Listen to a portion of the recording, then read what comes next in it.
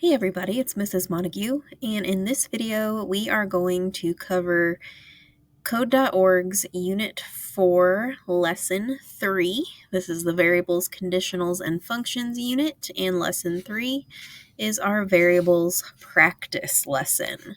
So we are going to go through bubbles 1 through 10 together. This video is only going to cover bubbles 1 through 9, and then bubble 10, A, B, and C is going to be in a separate video.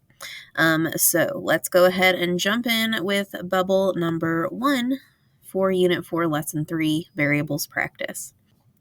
All right, so we have some console.logs here for this one and some variables that have been created.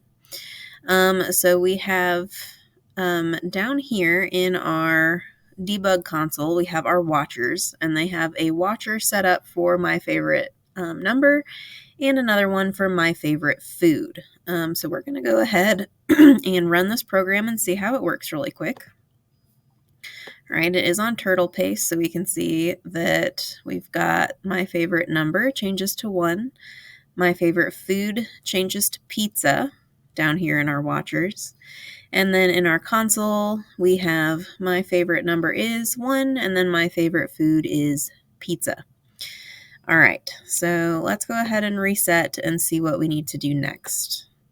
All right, so on which lines are variables being created? In this one, it's line 1 and 2. So we can tell that lines 1 and 2 are creating the variables for my favorite number and my favorite food because they have the var command in front of them. So that is creating a variable. All right, and then on which lines is a variable being assigned? So right now on lines 1 and 2, there are no values assigned to these variables. All right, but we have in line 5, my favorite number is now equal to 1, so we have assigned a value to that variable. And then in line 8, my favorite food is equal to pizza, so again, we have assigned a value to that variable. All right, so lines 5 and 8, we have those assignments happening. All right, so then the changes that we need to make here are to change the number assigned to the my favorite number variable and the string assigned to the my favorite food variable. And then we need to go ahead and run the program again. All right, so you go ahead and change on line 5, all right, that's for my favorite number. Instead of my favorite number being 1, I'm going to put my favorite number being 27. And on line 8, my favorite food is currently equal to pizza. I am going to change my favorite food to be filet mignon. I've got that fancy taste for steaks. All right, so my favorite food is now filet mignon.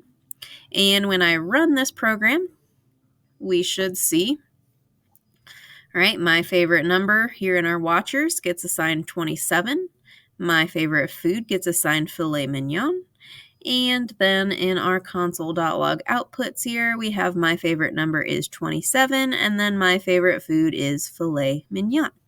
So we can see that our variables did get their new assignments, and we did get the correct information printed to the console log when we ran the program. So we are good to go. That's all we needed to change there was our variable assignments. So let's go ahead and move on to bubble number 2. All right, so here in bubble 2, the first thing that they do is give us some rules about variable names. So we've already gone over this, but just as a reminder, all right, capitalization matters. So lowercase my, capital VAR is not the same as all lowercase my VAR. All right, that capital V makes a difference. Variable names cannot have spaces in them. You could do my var all as one word and my underscore var, but you cannot do my space var. All right, so no spaces in your variable names. It all has to be one word all lumped together with or without capitalization, however you choose to do it. And you can use those underscores to put in some like fake spaces there. All right, variables cannot start with a number. So we could do var2, but we cannot do 2var as our variable name. And of course, our variable names, just like our element IDs, should always be clear and meaningful, right? We don't just want to create a program where let's say we have 5 different variables and we just name them variable 1, variable 2, variable 3, etc., right? Because that is going to get very confusing very fast. So you always want to be clear and meaningful with your names. All right, so this one we do have to debug, all right? So we've got red and yellow warnings here on our workspace. We can see on line 14, line 17, line 20, and line 24. We have some issues that we're going to have to fix. So we're going to read through this program and go ahead and fix the issues that we are seeing. All right, so we have a variable for pet name, a variable for pet type, and a variable for pet weight being created at the top. Now, for the names of all of these, they've used camel case, so we have the lowercase first letter and then the capital second, or the capital letter for the first letter of the second word, rather. All right, so we create our variables in lines 2 through 4, and then lines 8 through 10, we assign values to those variables. So we have pet name is equal to Jackson, pet type is equal to iguana, and pet weight is equal to 60. All right, so then we have to do some fixing here. So our console.logs are having some issues, specifically where we are calling these variables. So our first issue is line 14. We have a console.log that says this is a story about my pet named, and then we are supposed to be calling the variable pet name. When we hover over that yellow triangle, it says pet name hasn't been declared yet, which means that we have not defined a variable called pet name. But we know that we have because we can see it, created on line 2 up here. All right, the issue comes in because we do not have this matching the same capitalization as the variable when we created it. So line 14 has it pet name all lowercase, but when we created the variable, it was pet with a capital N name. All right, so we just need to change this so it has a capital N for name instead of the lowercase n, and as soon as we do that, that issue goes away on line 14. All right, then we have a console log for it's a lot of work owning a call to our pet type. All right, when we hover over this arrow, or this error, excuse me, the red square, it says expected a parenthesis and instead saw type, and it's missing a semicolon, and it says also expected an identifier and instead saw a parenthesis, and pet has not been declared yet. So this is acting like pet is the variable instead of pet type. And the reason all of this is an error is simply because we have added a space between our pet and type names here. So we have to make this all one word. So backspace that space between pet and type, and then we get pet type. The error goes away. It should hopefully be running like it should if we were to test it at this point. All right, our next one up, we have line 19, especially because it weighs about weight in pounds. All right, over line 20, it says weight has not been declared yet. And that makes sense because our variable that we named is pet weight, not just weight. So we need to go ahead and put in pet before the weight, and we also need to change the W in weight to be capital. All right, so we end up with pet weight, and then our error goes away because we are calling a variable that we did actually create and exists somewhere. All right, and then our final one, we have I love pet name. All right, and we have hover over this, and it says, again, pet name has not been declared yet. And again, that's a capitalization issue. We have a capital P for pet and a capital N for name, but that capital P for pet needs to be a lowercase p. So we can just go ahead and change that to lowercase p for pet name. All right, and those are the only issues that we had showing with our yellow triangles and red squares. Nothing else is throwing up an error. So let's go ahead and run this program now that we have debugged it. All right, we're going to keep it at turtle pace, but I'm going to go a little faster than what they had. All right, so when we run it, all right, it creates our variables, and then we assign values to those variables. We can see those values being assigned over here in our watchers. All right, and then we have, this is a story about my pet named Jackson. It is a lot of work owning an iguana, especially because it weighs about 60 pounds. I love Jackson. It's the best pet type in the world. Ooh, so we saw another error once we ran this program. All right, down here at the bottom it says it's the best pet type in the world. Well, that's the name of that variable. So we need to actually be calling what's stored in our pet type variable rather than the name of the variable, which should be iguana. So this should read it's the best iguana in the world. All right, so down here at the bottom, we know it's the last section because it's the last things that were printed to our console.log. All right, we have it's the best pet type in the world. So our syntax here is correct, right? We have the lowercase p and the uppercase T on pet type. But what we need to do is actually take away the quotation marks around pet type. You see all of our other variable calls on line 17, on line 20, on line 24. None of the variable names have quotation marks around them because when you call a variable, you don't need to have quotation marks. You just want that to pull the value stored in the variable. So you don't want to put quotation marks around it because then it's just going to print whatever's in the quotation marks, right? So we need to change that to just pet type with no quotation marks around it. All right, so now when we reset and run it, all right, again, our variables are created. They get their values assigned, and then our story begins printing in our debug console. Sorry about all the bells. All right, and then we do see at our final 3 lines says it is the best iguana in the world. So we have a great ending to our story. But not really, because what we need to do next is add 3 lines to our story, and we need to use at least one variable. So I do this a little bit differently with my class than what they say here. All right, I make my class create a new variable to use, and then we add 3 lines to the story using the new variable we created. So we're going to go ahead and create a 4th variable here. So I'm going to add a variable up here at the top. All right, you can switch to block mode. You can also do this in text mode. I'll switch to block mode since most students prefer seemingly to see it that way. All right, so then in our variables toolbox, we have our varx command. So that's creating a variable, right? Because var creates the variable.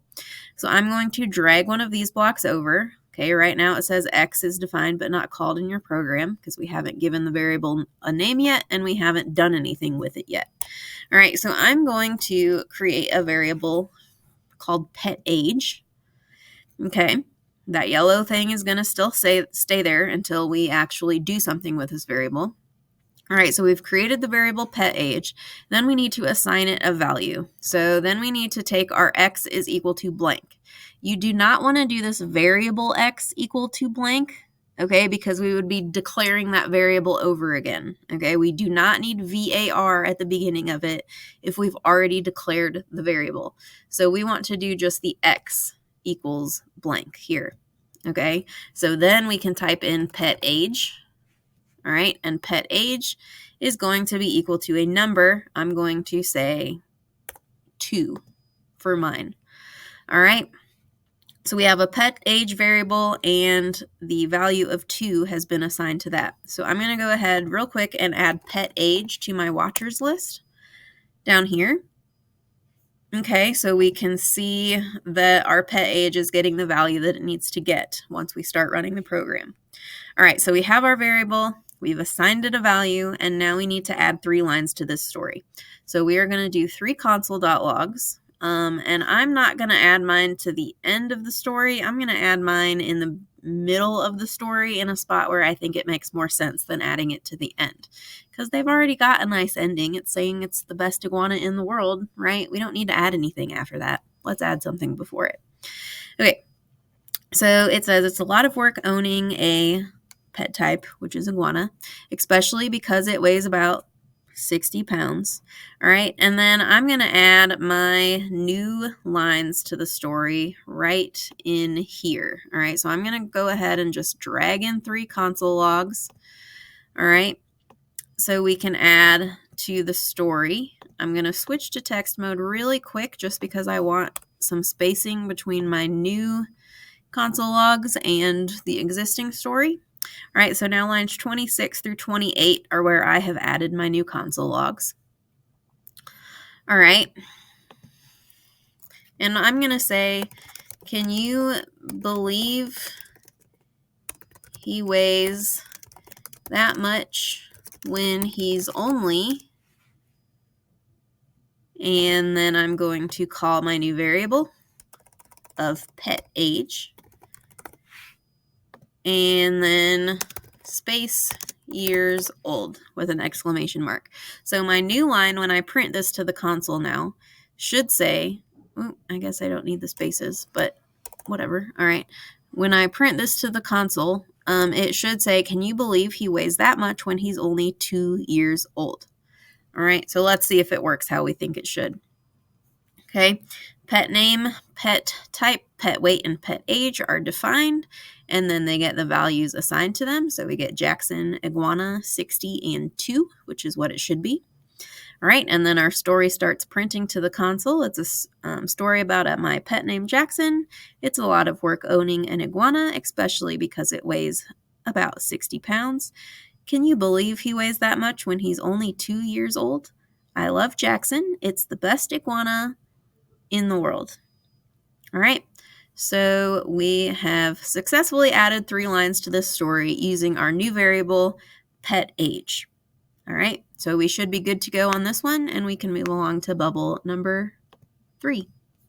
All right, bubble number 3, we are again working with just console.logs, so nothing with our user interface at this point in time. All right, you can switch to block mode. You can also do this in text mode. I'm actually going to do this one in text mode because I think it's a little bit easier to accomplish.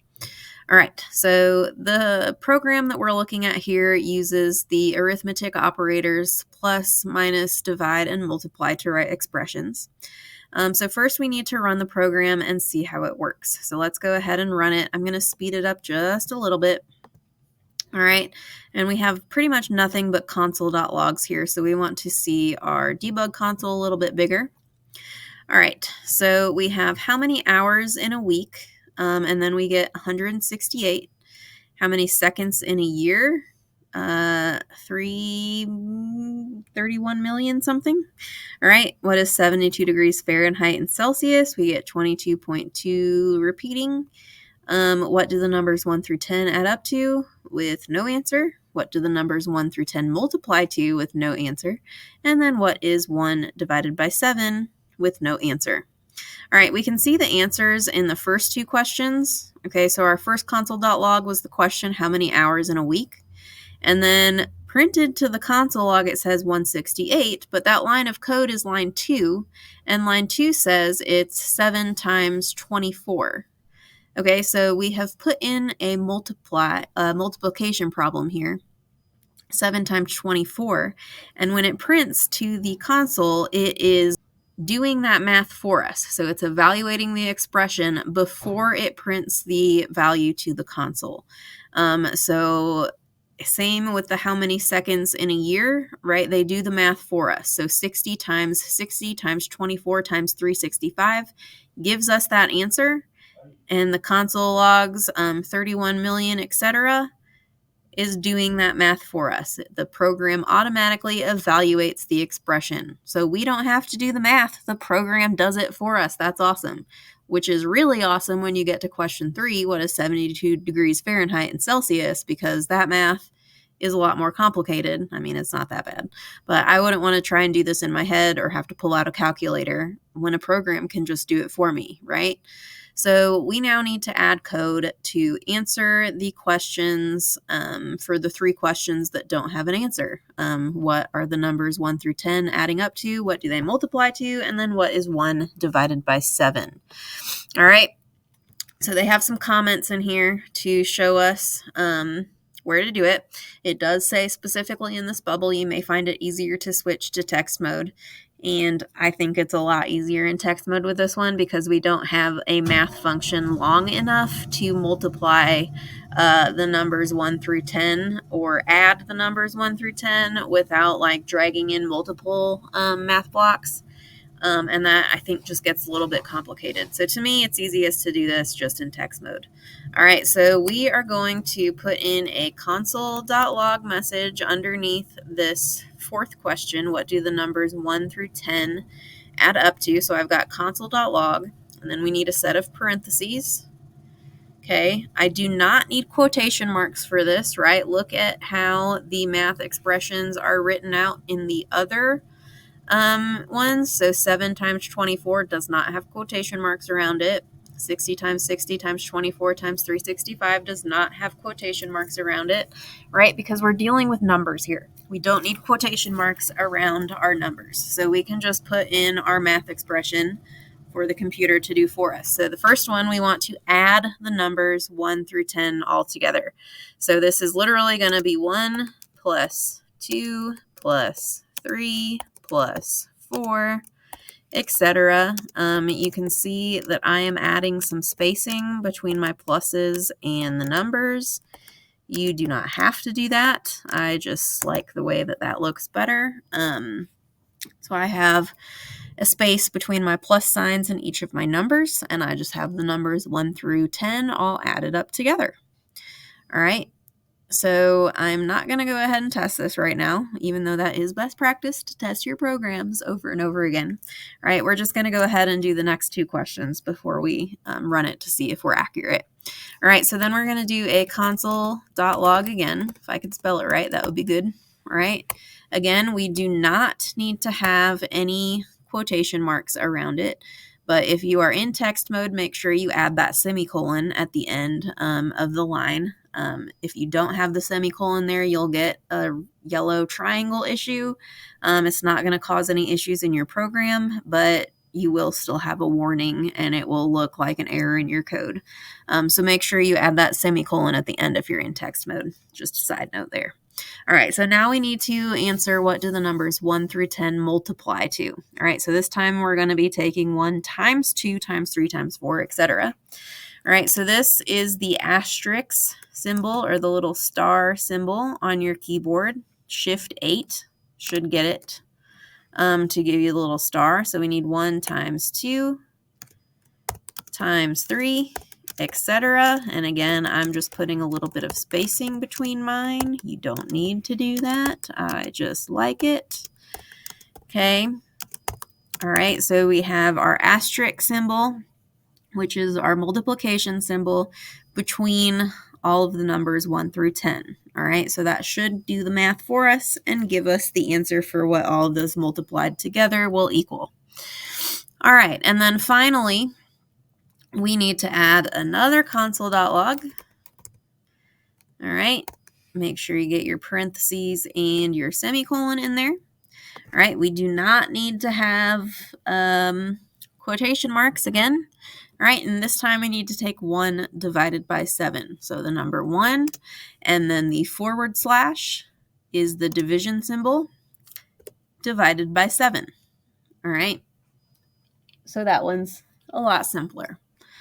Okay, so now let's go ahead and reset and run this program again so we can see what all of our expressions evaluate to. All right, so we have how many hours in a week, how many seconds in a year, 72 degrees Celsius in Fahrenheit, and then we have, what do the numbers 1 through 10 add up to? Hopefully you got the answer of 55. And then what do the numbers 1 through 10 multiply to? Hopefully you got the answer 3,628,800. And then what is 1 divided by 7 is 0.1428, etc., etc., etc.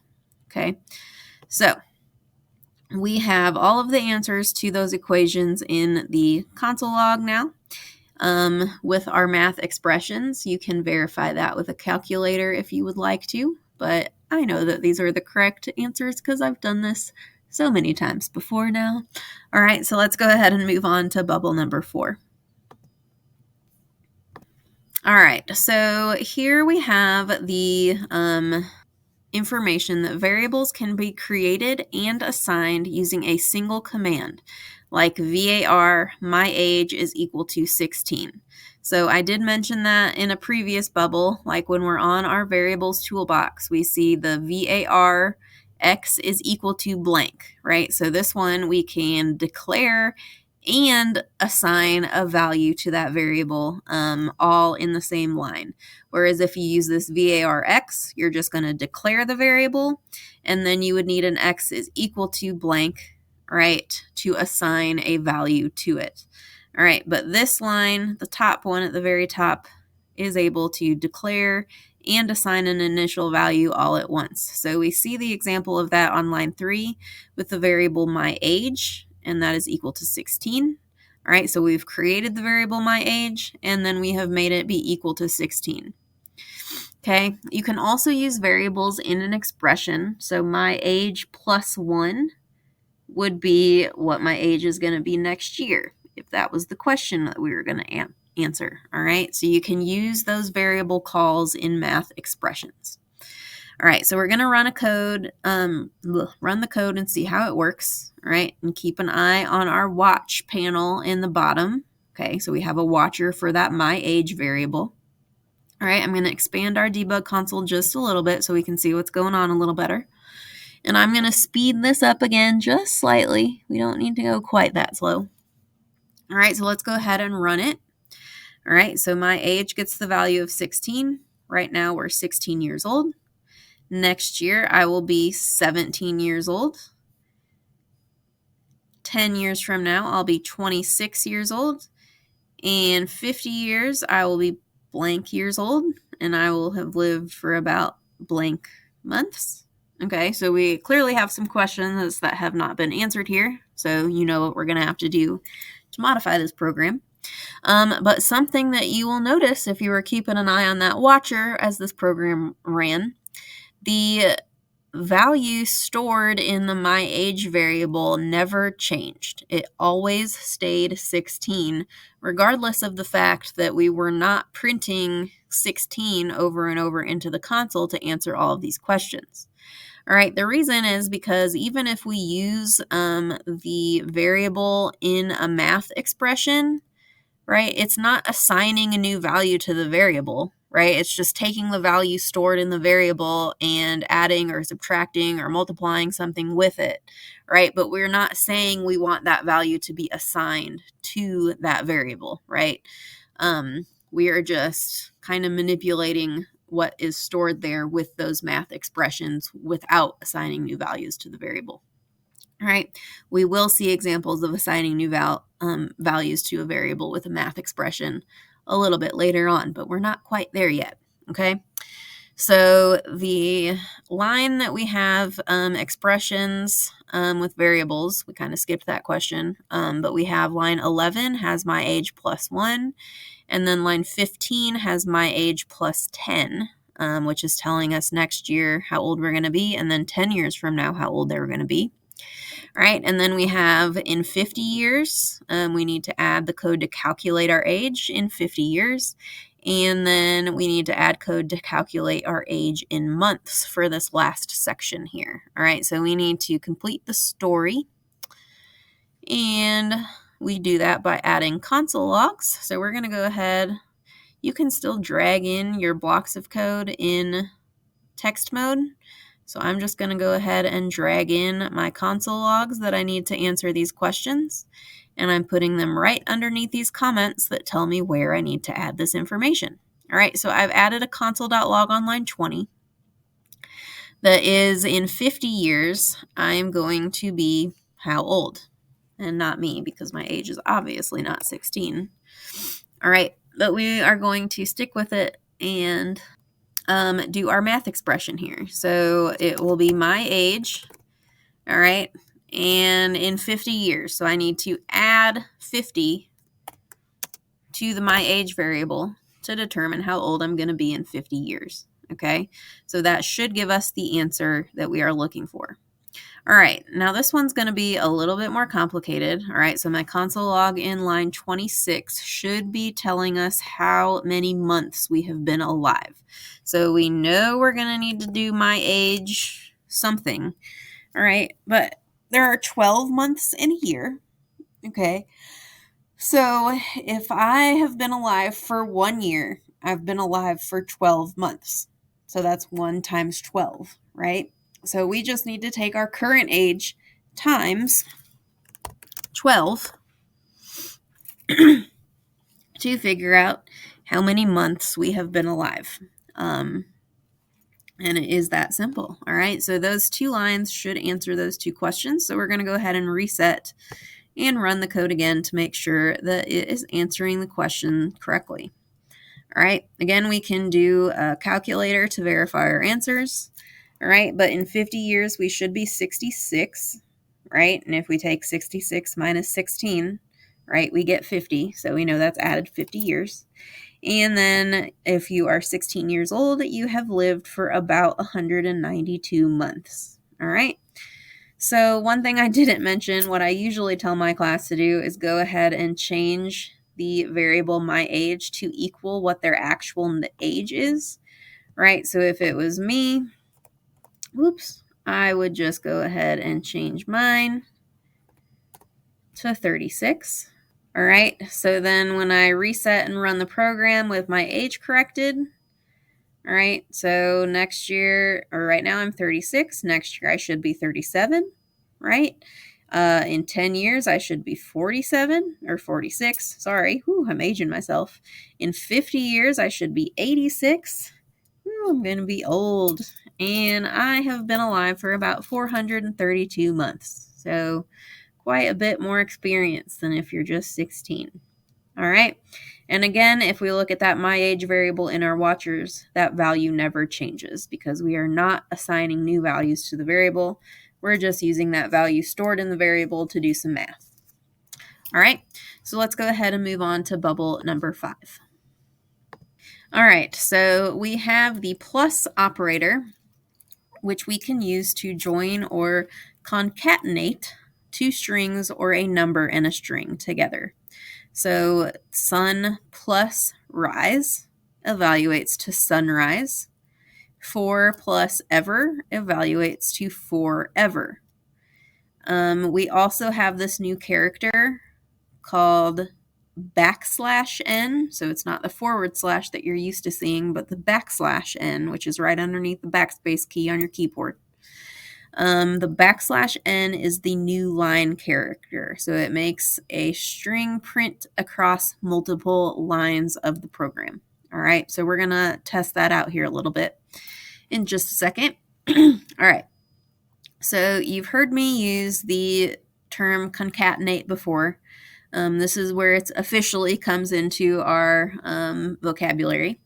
But concatenate is just what we use to join two things that are not necessarily numbers together, right? We're not doing a math expression because it's not a number plus a number. It is either going to be two strings or a number and a string that we add together. Sometimes you might even add like 20 different strings together and concatenate it that way. So it just kind of depends on what you're doing. But remember, when we are using strings instead of numbers, the only thing that we can do is add them together, right? Because if we did sun minus rise, that doesn't make any sense. If we did sun multiplied by rise, that doesn't make any sense. Sun divided by rise also doesn't make any sense, right? So we can only add when we are using strings, okay? So we are going to look at this program here. I'll scroll a little bit down in the instructions. All right, of course, our first instruction is always run the code to see what it does. So I'm going to make our debug console again a little bit bigger so we can see what's going on. Again, we have a variable being created on line 2, and the variable is age, and it's set to be equal to 16. All right, we have a console log showing us that new \n for the line break. Okay, so that says this line break 1, line break string, line break prints, line break on, line break multiple, line break lines. Okay, so we can see that if we scroll back up in our debug console. Oops, let's scroll back up. We get this one string prints on multiple lines. So there's a line break between each word in that sentence using that \n command.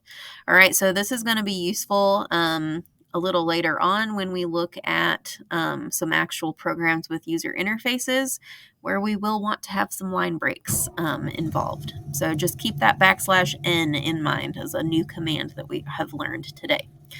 All right, moving on, we get hi there, line break. So hi there is on one line, and then we get a line break. I am 16 years old, and if we look at that line of code, that's line 9. Okay, so I am is a string, obviously, and then we're calling the age variable. So it's I am in quotation marks plus a call to our age variable plus the rest of the sentence with a line break at the end. Okay, so we are using that string concatenation in this case to add the string hi there I am plus a number, which is our age variable, plus the rest of the sentence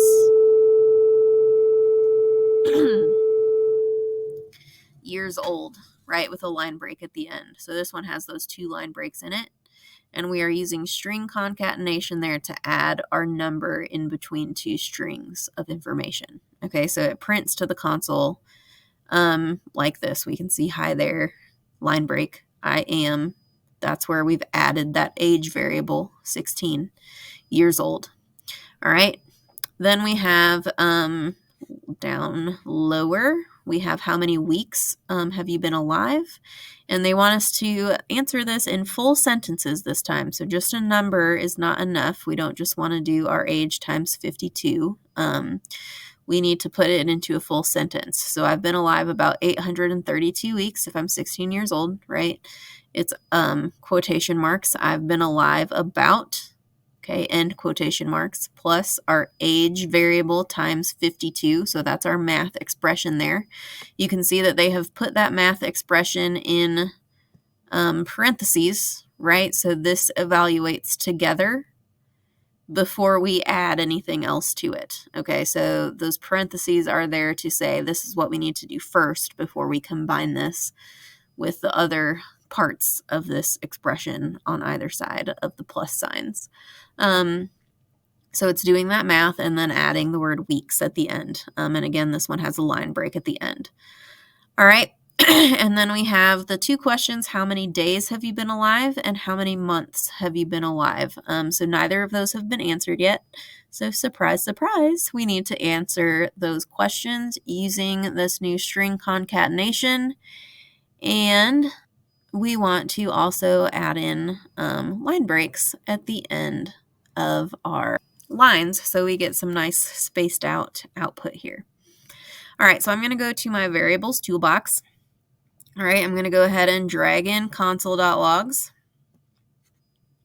Okay, and it tells me again with our comments, this is where I add code, and then line 22 now here is where I add code. So I'm going to drag in another console.log. All right, and that one went above where I wanted it to go, but that's okay. All right, so it tells us there are 365 days in a year and use \n to add spaces to our output. All right, so we need to do some string concatenation to answer this in a full sentence. So how many days have you been alive?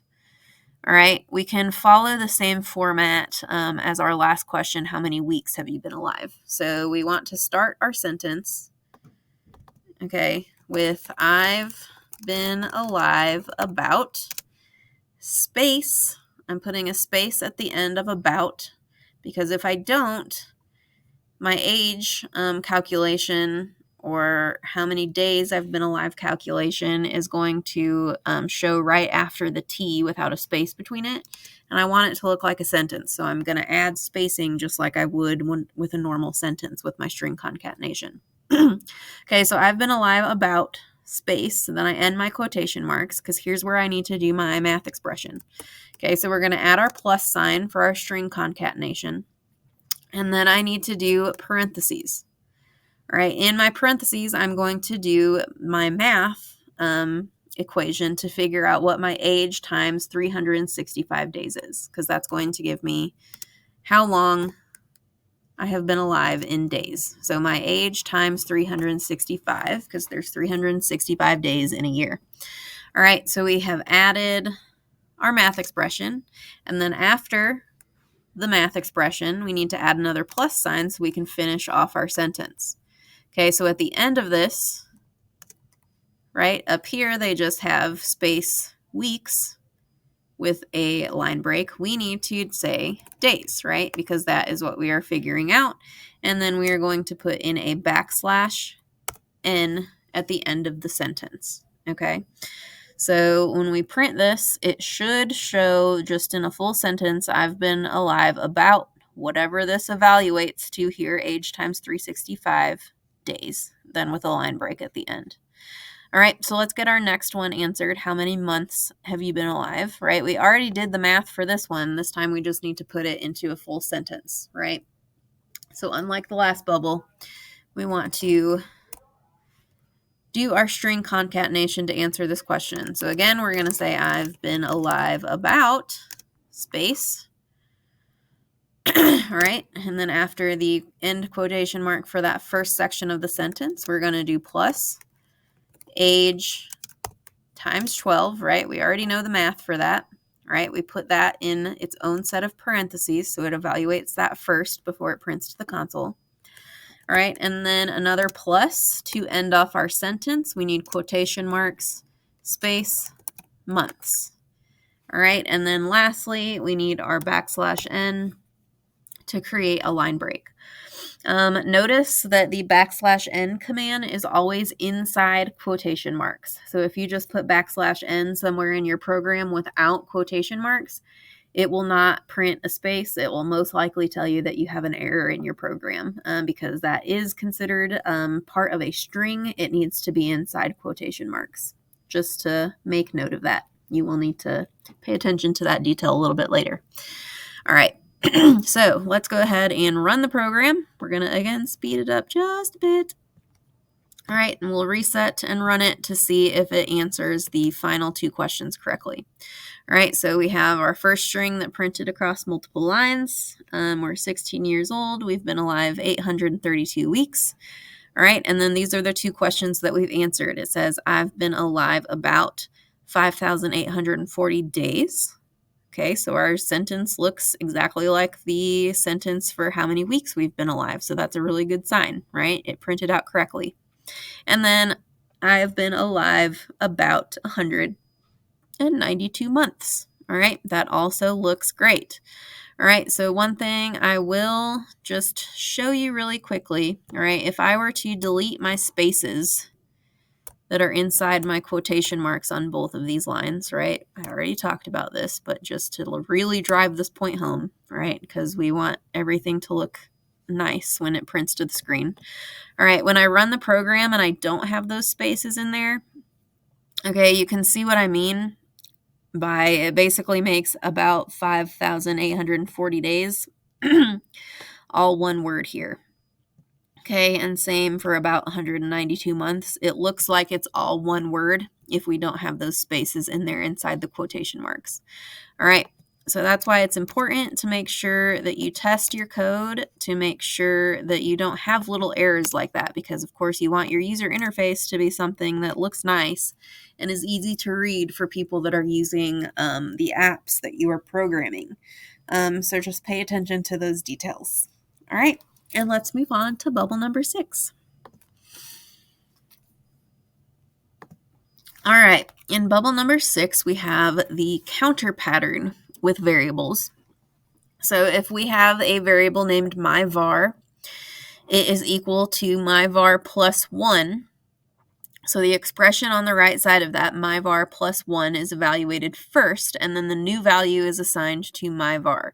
So let's say if myVar was initially set to a value of 1, right, it would be, this basically would say 1 equals 1 plus 1, right, because it's going to take whatever value is currently stored in that variable and add whatever you're adding to it.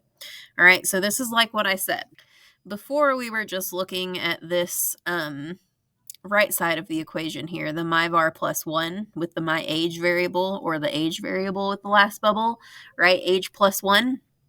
We did not have the left side of this, which is what is actually assigning this value to that variable, right? So this is what it looks like when you actually want to change the value stored in the variable instead of just using whatever's stored in the variable for your math expression, right? This actually changes that value. Okay, so for this program, we are looking at the variable dollars that they've created on line 2. So variable dollars has been set to an initial value of 0. All right, so let's run this program and see what happens. Down here in our watchers panel, we have the dollars variable, so we can see what happens with it.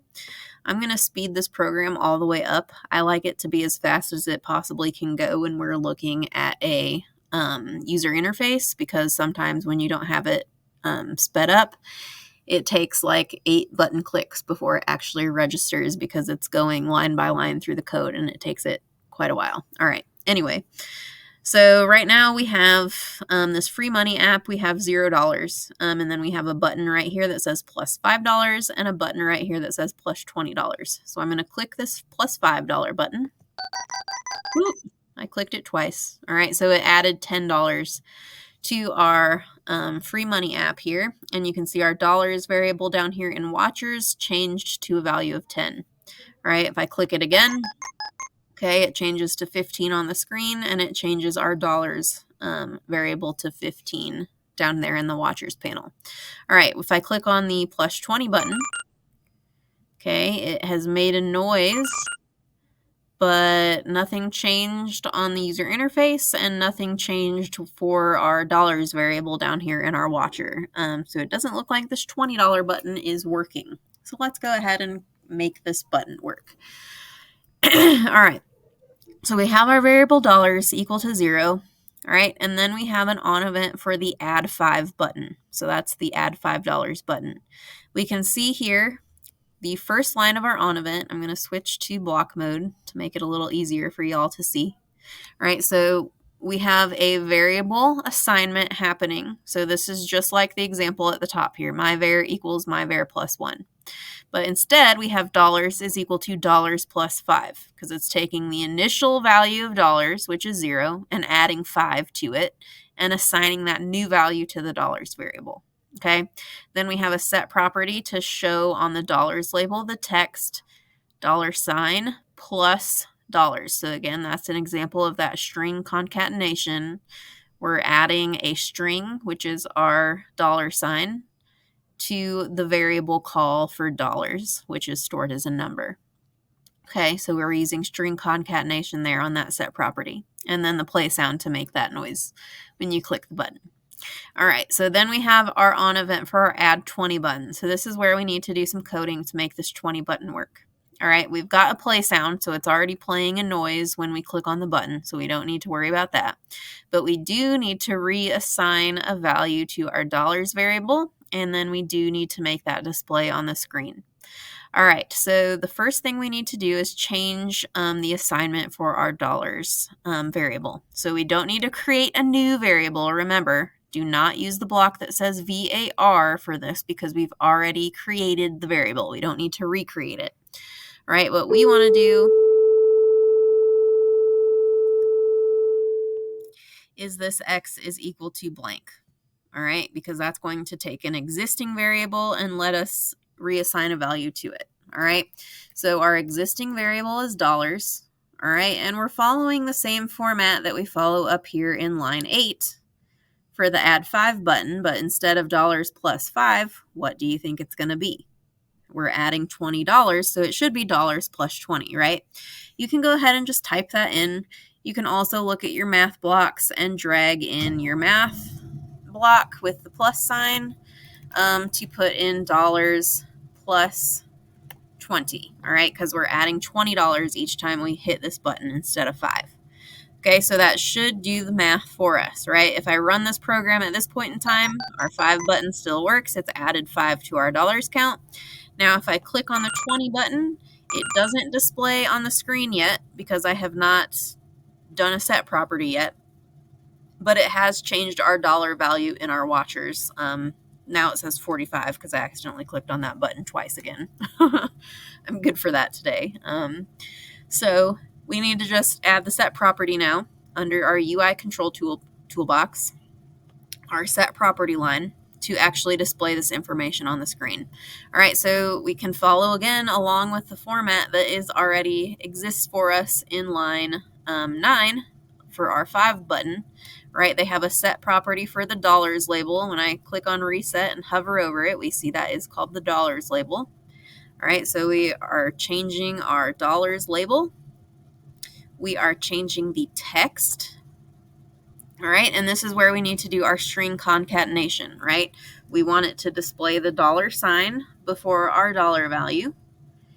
And then we just need to add the value currently stored in dollars. So I've just went ahead and typed that in. You could have, again, drug in your math equation from your math toolbox to do this. But as soon as I click out of this box, you'll see it changes to the correct code block.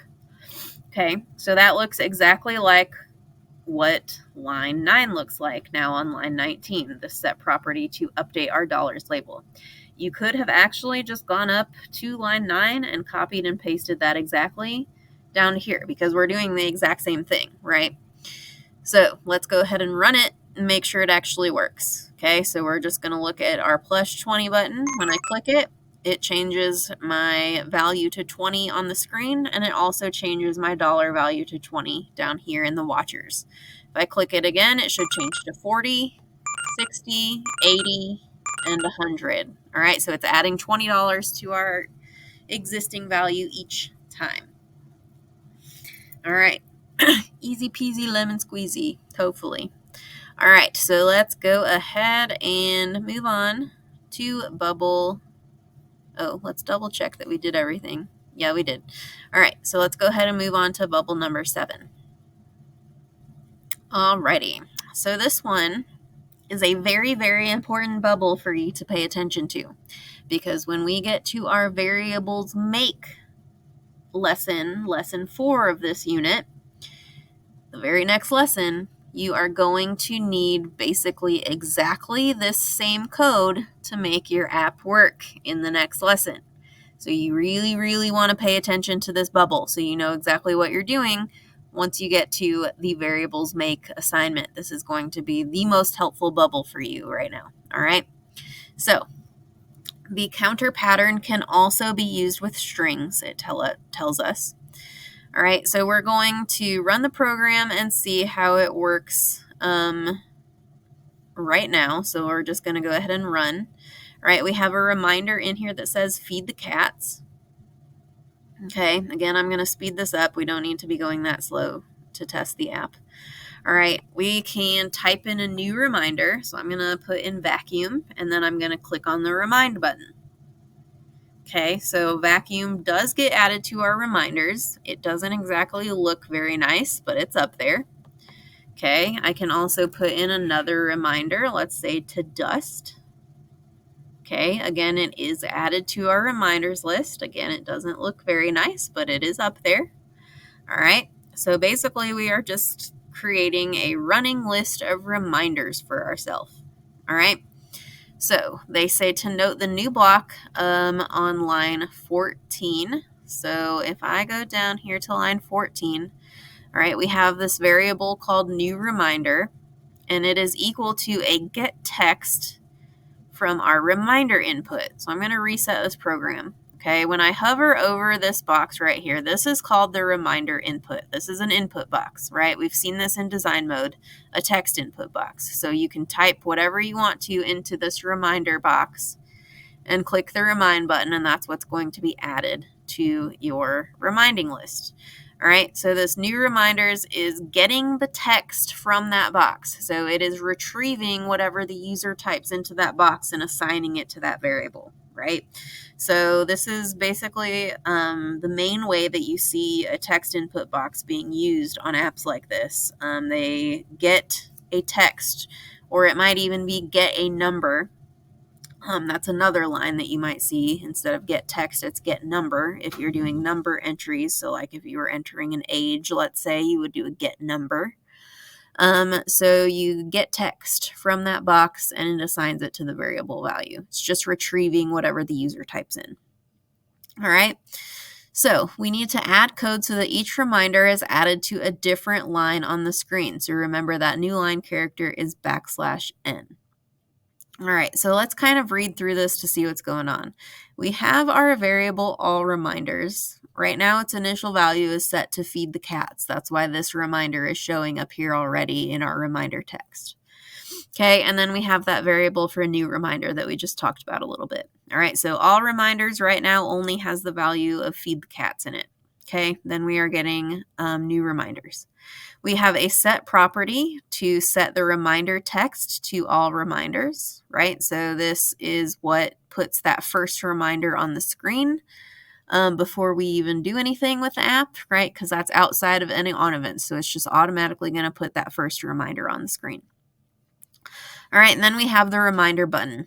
All right, when we click it, it gets that text. It retrieves the text from our new reminder box. And then here on line 15 is where it is adding it to our list of reminders. So we have all reminders is equal to all reminders plus new reminder. Okay, so this is what's joining those values together. So it's taking anything that already exists in all reminders, which right now is feed the cats, and adding whatever we type into our new reminders to it. Okay, so this is the line that we need to change to put a line break between these. All right, this is our string concatenation.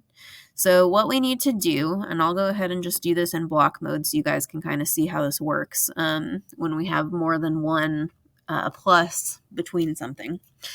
All right, we have all reminders. We need to put in a line break. So I'm going to drag in another plus and put it over here where new reminder is.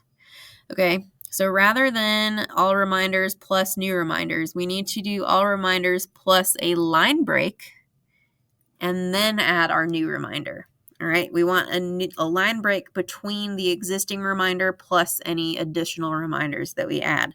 So again, like I said, we need to have this in quotation marks, our \n, okay, because it is a string format. Okay, so a \n is going to give us our line break. And then again, we can just put in what they had before. Ooh, if I can spell it right, new reminder. Okay, so we're just inserting a line break between the existing reminder plus whatever we put in for the new reminder. Okay, so let's go ahead. Before we move on, we're going to test that part of this. We do have other modifications we need to do, but I just want to see if this works. All right, so I put in the reminder dust. We have feed the cats. Now when I click on the remind button, dust shows on the new line. Okay, and I can also put in another one. Let's say vacuum. Okay, and that is going to be on its own line, right? So it's just adding that line break between each one of the reminders that we put in, which looks a lot nicer than just having no spaces all in a list across the screen. All right, so that's the first thing we needed to change. All right, the second thing we need to change is to make this reminder input box clear out whenever we click the remind button, because right now, when I type something in and click the remind button, that thing I typed in just hangs out there and doesn't clear out of there. Okay, so we want to get that out of there once I click the remind button. Okay, so remember, everything that happens inside of our on event is going to happen in order. So I can type in my text, and when I click on the remind button, it's going to get that text I typed in. It's going to assign that new reminder to the existing reminder, and then it is going to set property for the reminder text to show on the screen. All right, and I'm going to do a set property on this reminder input so I can clear out any information that's in there. So I'm just adding another set property. Okay, so my reminder input, okay, it is text that we're dealing with. Okay, and so the default it sets it to is text, right? The word text would display if this is what I kept it as, right? If I ran it, let's say I put in vacuum and then remind. Okay, now it's changed it to text because that's what we've told it to change it to here. What we want it to do is be nothing. We don't want anything in that box. So I'm just going to put a set of empty quotation marks in there. So we're setting the reminder input text to be nothing, essentially. We want it to be blank. All right. So let's go ahead and reset and see what happens now that we've put that in, and I'm going to speed this all the way up. All right, so we put in our new reminder vacuum. Now this time when I click the remind button, it should clear out the text box, right? So it does. So now instead of having to backspace out that reminder, we can just simply click in there and add in another reminder. So each time we do this, all right, it's going to clear that reminder box so it's ready for another reminder to go in. Okay, so if you have any questions on that, please let me know. And again, that's a very, very important bubble for the next lesson. So make sure you take note of how that works, okay? You can reference back to this bubble number 7 while you're working on the variables make assignment. And again, this code that we have here basically walks you through exactly what you're going to need to do for part of that. So just keep that in mind. All right, let's go ahead and move on to bubble number 8. All right, bubble number 8 is just an informational bubble about global versus local variables. So we have a video here. Feel free to watch that on your own time. I'm not going to play that here in this video. But we have the instruction that tells us to create variables once at the top of the program outside of the on event. So you should only be using that var once if you're creating a variable. You don't need to create variables twice because that's going to cause some errors. So you create the variables at the top of your program. That's just best practice. It keeps your code organized and it's easier for yourself and others to read. Any computer science professional, anyone that looks at a piece of code is going to expect to see those variables at the top of the program. You want to create your variables outside of any on event blocks. Okay, and there's a reason for that. So global variables, when you create a variable at the top of your program outside of any on event blocks, are going to be permanent variables that can be used anywhere in your code. All right, so if you create a variable like this picture, you've got the variable for clicks being created outside of any on events, and then you have an on event for a button click that adds one to clicks. Okay, so that variable is being created outside of the on event, and then we are just calling the variable inside of that on event.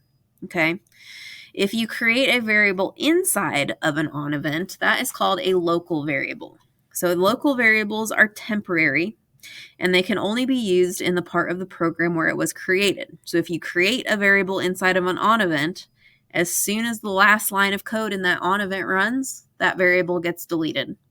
All right, so if you need to use that variable anywhere else or at any other time in the program, but you've created it inside of an on event, right, it just disappears. It doesn't exist anymore after that on event is done running. So you're going to lose any value that was stored in it after the on event finishes.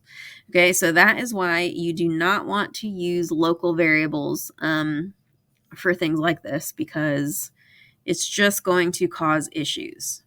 You can also see something that this is just a mistake that is made quite often. So they mention it here. You don't want to create your variable twice, right? They already mentioned that. So this example here, they create the variable at the top of the program, the variable count. And then if you look at that on event, they've created the variable again. So they have a global variable for count, and then they've created a local variable for count. All right, so if you had it in the program this way, your count variable inside of this on event for your button click isn't going to really do anything because that variable is going to disappear as soon as you click the button. All right, the variable up here will stay forever, but you haven't done anything with this variable because this variable up at the top is not associated with this variable in the on event. These are two different variables, okay? Even though they're named the same thing, one's global, can be used anywhere in the program. One's local, can only be used inside this on event. Okay, so you do not want to create the variable inside of your on event. You want to create it at the top of your program. Okay, and you also don't want to create the same variable twice, right? That's why I've mentioned multiple times, do not use that var command from your toolbox for your variables unless you are intentionally creating a variable that you have not created before, okay? So just make note of those things as we move on. This very next bubble, bubble number 9, this is the last one we're covering in this video, right, is that exact same example. Okay, we have the variable for clicks being created at the top of the program. Okay, right now it has an error with it. It says clicks is defined but is not called in your program. We have an on event to add one button, click. Okay, so that's this big purple button on the screen.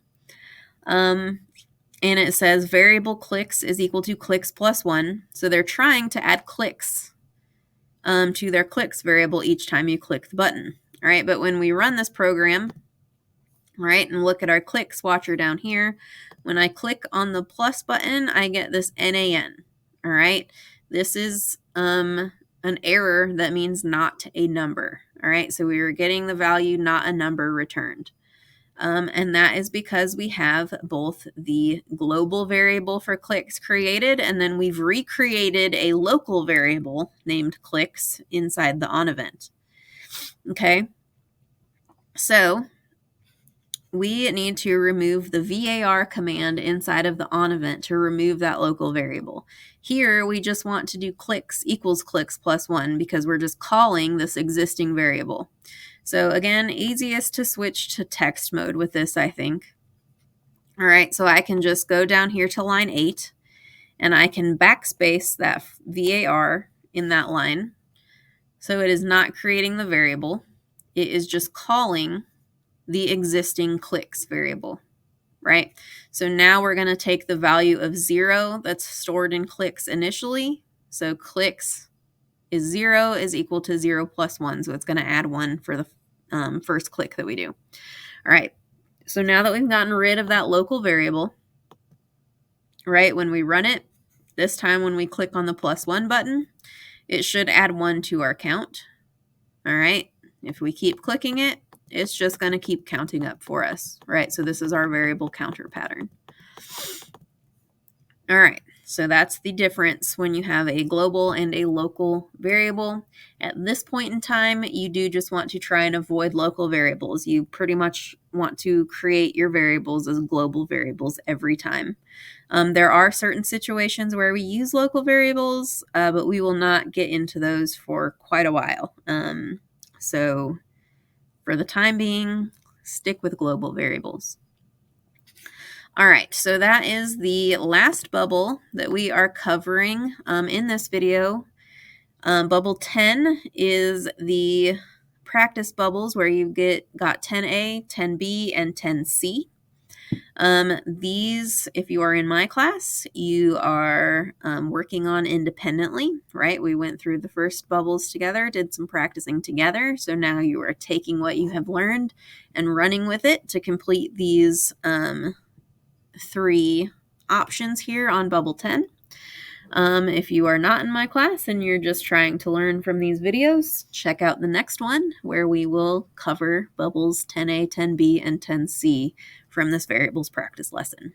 So I'll see you guys then.